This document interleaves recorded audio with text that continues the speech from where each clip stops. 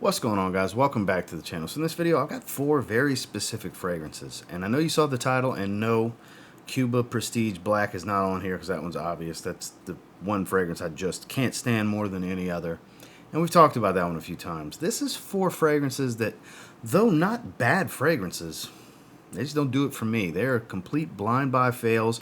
I never have the slightest inkling or itch to wear these fragrances. I just kind of have them. Some of you may be surprised by some of these because you may like these fragrances, but it just goes back to how subjective it is, and everybody's got different tastes. But these are 4 complete blind buy fails. Fortunately, they're not expensive, but fails nonetheless. Stay tuned.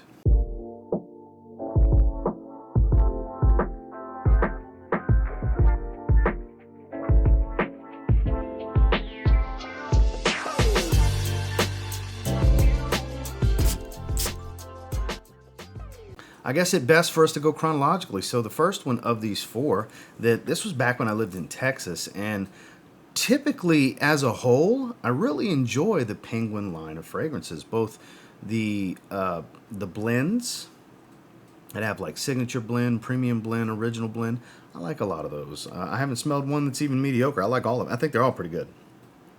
But original Penguin, this one, it's an apple musk type of fragrance, and you can see how full this is. I've had this fragrance for years. I like every single fragrance in the line except this one. Even though the newer one that I have, that's kind of like fierce meets a little bit of Sauvage-ish, the navy blue painted bottle, denim. That's okay. It's, I guess, my least favorite of the rest of them. But like Penguin Rocks, Ice Blue, Reserve, Nightcap, I like all of those. I don't like this one. I never did. It doesn't smell good on my skin. Again, it's not terrible. It just... meh. It's about as meh gets. Like, I wouldn't even rate it terribly. Like a 4 out of 10. Like, it's not a good rating.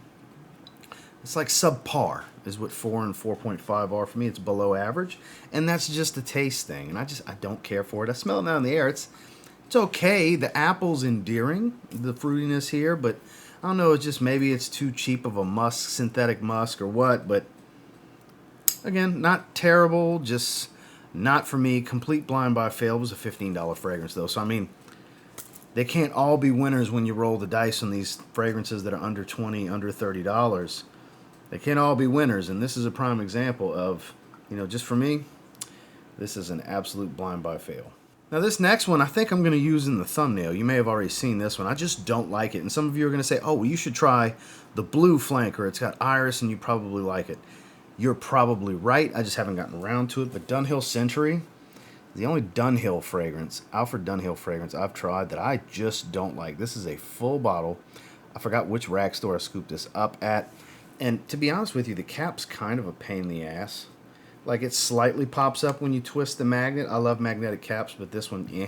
But this is a dry sandalwood fragrance that just doesn't do it for me. I've wanted so badly to like this. This kind of reminds me a little bit of like an affordable take on Santal 33 from Le Labo, which I don't like. I don't hate Santal 33. I don't hate this fragrance, but I guess if I had to pick one to hate, it would be this over Santal 33. I don't care for it. This is another one that I would give at best like a 4 out of 10.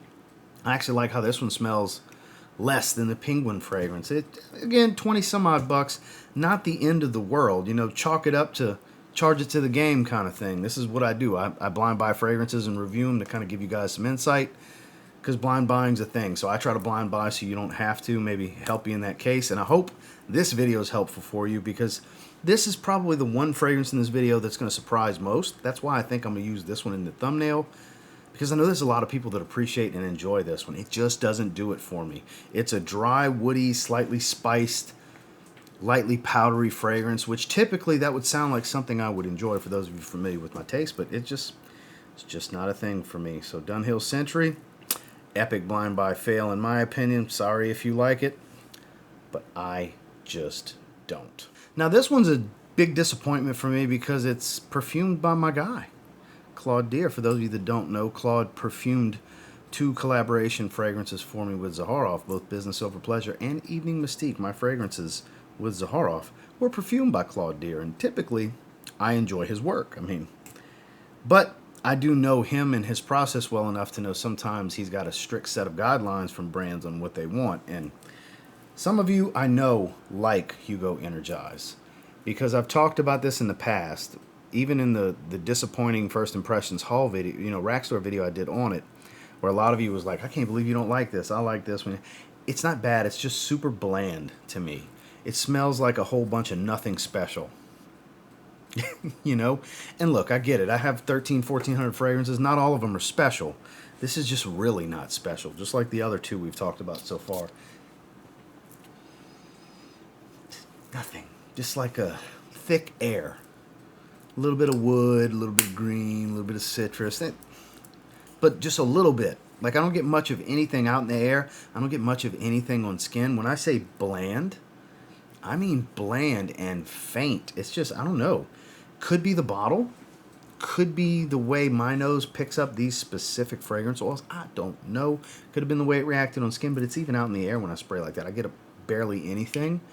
So it's basically like a thick colored water,